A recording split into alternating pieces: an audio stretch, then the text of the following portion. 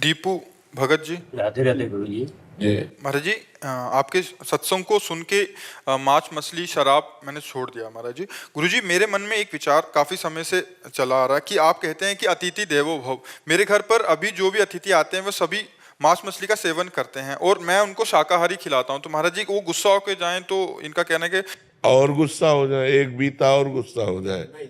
हाँ, नहीं, हमको हम जो पाते हैं वही पवाएंगे। अगर तुम जो पाते हो हम नहीं पवा पाएंगे। इन सबको छोड़ दिए, मेरा एक ही लक्ष्य है, राधा रानी को प्राप्त करना। बिल्कुल, हाँ बिल्कुल। गंदा आहार किसी को नहीं पवाएंगे और रिश्तेदार बने रहे चाहे ना बने रहे, आप इसकी चिंता ना करो। कलिकाल है, अब प्रायः गंदगी ही बढ़ती चली जा रही है। कोई ये सात्विक आहार पसंद नहीं करता, दाल रोटी, अब सब गंदे आहार की तरफ बढ़ती जा रहे। तो आप गंदे मत बनो, आप स्वयं पवित्र रहो और जो आए उनको पवित्र पवाओ। मन आवे तो पाओ, ना आवे तो आप चले जाओ। गुरु जी, अगर नहीं पाके जाए तो मेरा कुछ नहीं, कोई उसमें अपराध नहीं, उत्तम मार्ग है, उत्तम बात है। कोई गलत आचरण करे तो हम उसको गलत आचरण करवावे तभी वो खुश रहेगा, ऐसा नहीं है। अगर आप गलत हो तो आप गलत हो, असंतुष्ट होकर जाओ। हमारा कोई अतिथि देवो भव इस बात के लिए है, हमने कई बार कहा, इसको बहुत अच्छे से समझना चाहिए। जिसका कोई परिचय नहीं है, जिसकी कोई तिथि तारीख नहीं आने की, अचानक कोई आ गया तो पहला स्वागत राधे श्याम। कोई भी हो, वाणी का स्वागत, मृदुल स्वागत, राधे श्याम, आओ बैठो, पानी पिएंगे आप? दूसरा स्वागत, पानी पिएंगे आप? नहीं, हमें प्यार, भोजन पाएंगे आप?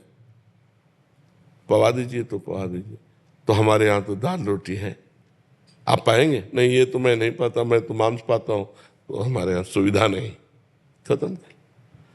अब जैसे कोई संत आता है तो दो बातें तो आप दे ही सकते हैं, मधुर वचन और जल। हमको रुपया चाहिए यज्ञ करने के लिए, भाई हमारे पास नहीं है, और है भी तो हमारी श्रद्धा नहीं, कुछ अपराध नहीं बनता। आप अगर सत्य से चल रहे हैं, कोई अपराध, हम आपको नहीं जानते, हमारी श्रद्धा नहीं कि हम 5,000 आपको दें। पता नहीं 5,000 का आप यज्ञ करोगे कि शराब पियोगे कि क्या करो। हमारी श्रद्धा बन जाए कि हम ये जाने कि आप पात्र हो, तो फिर हम आपको अर्थ दे सकते हैं। तो ये हम प्रवचन क्यों करें, हम तो सीधी बात है, दो का स्वागत किया, वचन और जल।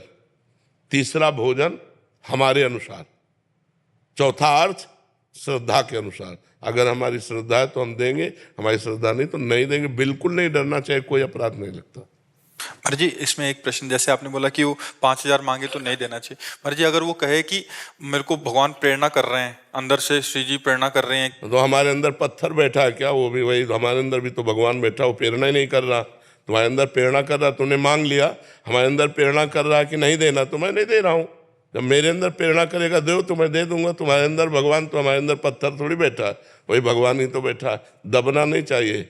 धर्म में कहीं भी झुकने वाली इस तरह की प्रवृत्ति नहीं। मान लो कोई ऐसा भी कह दे कि तो अगर रुपया नहीं दोगे तो तुम्हारे घर में हानि हो जाएगी, बिल्कुल नहीं डरना चाहिए। ऐसे पाखंड से नहीं डरना चाहिए, कुछ नहीं।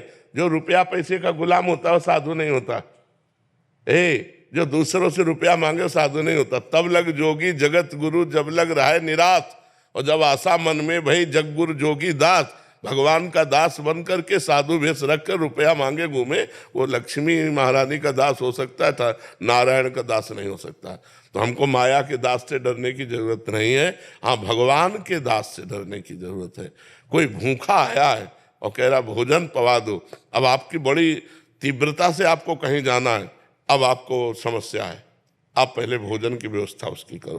धर्म कहता है वो दरवाजे पे भूखा आया, वो वापिस न जाने पावे। हमारे पास जो कुछ जल पात्र भोजन जो भी है आप पा लीजिए, फिर हम अन्य कार्य देखेंगे। उस समय अवहेलना न करें कि हम लोग पार्टी के लिए जा रहे हैं, घूमने जा रहे हैं, और कोई अतिथि, कोई साधु महात्मा भोजन की याचना करे तो तत्काल व्यवस्था की, जैसे भी बने। मान लो बाजार में हो आप, तो मीठा और फल आदि खरीद करके आप पा लीजिए। भले वो अपनी औषधि के लिए पैसा है तो हम बीमारी का कष्ट सह लेंगे, आप भोजन पा लीजिए। ये धर्म कहता है ऐसा।